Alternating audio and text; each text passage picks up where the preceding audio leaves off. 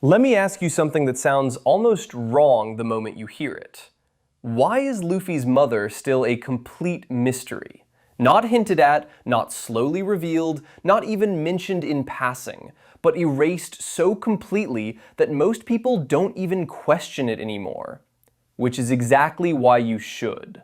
Because One Piece is a story obsessed with origins, bloodlines, inherited will, and the idea that who you are is shaped long before you ever choose your dream. We know Luffy's father, we know his grandfather, we know who raised him, we know who inspired him, we even know the ancient figure whose will he inherited. And yet, the person who shaped Luffy before strength, before freedom, before piracy, is treated like she never existed. And missing information in One Piece is never accidental. The longer something stays hidden, the more dangerous it becomes when it's revealed. So if Luffy's mother didn't matter, she would already be named. And if she wasn't important to the endgame, she wouldn't still be missing now of all times. Which immediately raises the real question. What breaks the story the moment we learn who she is? Because even after Gear 5, even after becoming Joy Boy's successor, something about Luffy still feels unfinished. Not in terms of power, but in terms of understanding. Gear 5 feels less like an ending and more like a doorway, a state Luffy can enter but not fully comprehend. And you don't fully awaken something you don't understand. Which is where devil fruits stop being powers and start being wills. Because devil fruits are not tools, they are desires, personalities, and dreams that refuse to disappear. Zone fruits have wills of their own, mythical zones even more so, which means Nika is not just a transformation, Nika is a presence. And that leads to the most dangerous thought in the entire series. What happens when Luffy doesn't just use Nika's power, but understands it? Because Luffy does something no other Devil Fruit user does. He doesn't dominate his power. He doesn't suppress it. He laughs with it. And that tells you everything about how differently Luffy interacts with will itself. But that ability doesn't come from training, and it doesn't come from Shanks, Garp, or Dragon. Because those people taught Luffy how to fight and how to be free, not how to exist without fear. That lesson has to come earlier, from before memory, from before dreams, from the one person who shaped Luffy when he had no will of his own yet, his mother. And here's the pattern Oda keeps repeating quietly. Mothers in One Piece don't give power, they give permission. Permission to exist. Permission to live freely. Permission to take up space in a world that constantly tries to crush you. Ace didn't survive because Roger was strong. Ace survived because his mother decided the world didn't get to choose whether her son deserved to live. That single decision shaped Ace long before he ever knew his father's name. So now ask yourself the uncomfortable question. What kind of permission did Luffy's mother give him? Because Luffy does not hesitate to exist, he does not apologize for who he is, and he never questions his right to pursue freedom.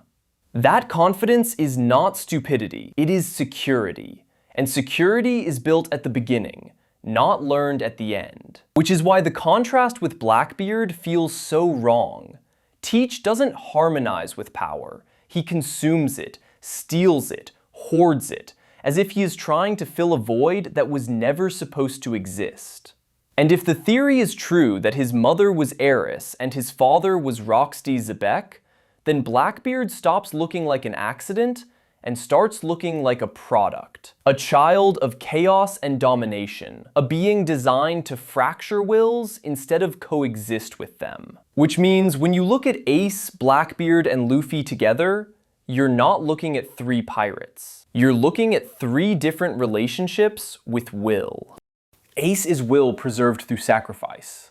Blackbeard is will corrupted through hunger. And Luffy is will that was never broken in the first place. And that's why Luffy's mother cannot be random. She has to be the origin of that harmony. Because Luffy's final awakening won't come from another gear, another fight, or another loss. It will come from recognition. From understanding why Nika feels familiar instead of foreign. From realizing he isn't borrowing a god's power, he's continuing a conversation that started before he could speak. And that is exactly why Luffy's mother hasn't been revealed yet, because the moment she is, everything changes. Because once you understand that Luffy's power is built on harmony instead of domination, the final question stops being who his mother is, and becomes why her influence still matters right now. And the answer is uncomfortable, because it means Luffy hasn't reached his true peak yet. Not because he's weak, but because he still doesn't fully understand what he already is. Gear 5 is not the final form. It is the interface.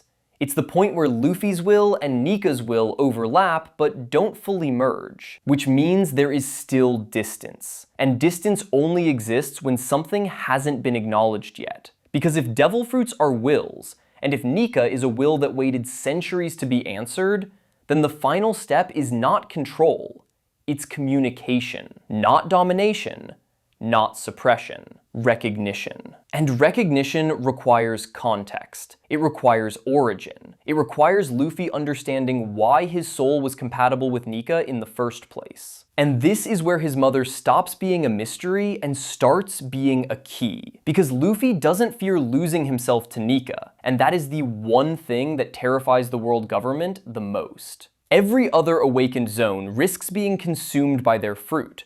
Luffy never does, because his sense of self was anchored before power ever entered the equation. Anchored by someone who taught him that existing freely is not something you earn, it's something you're allowed to do. And that lesson is maternal, which is why Oda keeps mothers tied to the most dangerous transformations in the story. Ace's mother defied the world and created a will that refused to disappear. Blackbeard's theorized origin creates a will that devours everything it touches. And Luffy sits exactly between them, not as a conqueror, not as a destroyer, but as a liberator. And liberation is not something you force onto the world, it's something you remind the world it already wants. Which moment that will end everything. Because Luffy's final awakening won't look like a power-up, it will look like clarity. The moment he understands that Nika doesn't exist to use him, Nika exists because of him.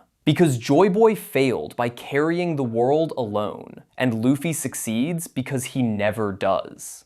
And once that realization hits, once Luffy understands that his freedom was never borrowed, never stolen, and never accidental, there is nothing left for Imu to control. No contract, no fear, no submission. Just a will that cannot be bent, because it was never shaped by oppression to begin with. And that is why Luffy's mother was hidden until the end. Not because she is weak, but because her influence makes gods irrelevant. The moment Luffy understands where his freedom came from, the world loses its chains.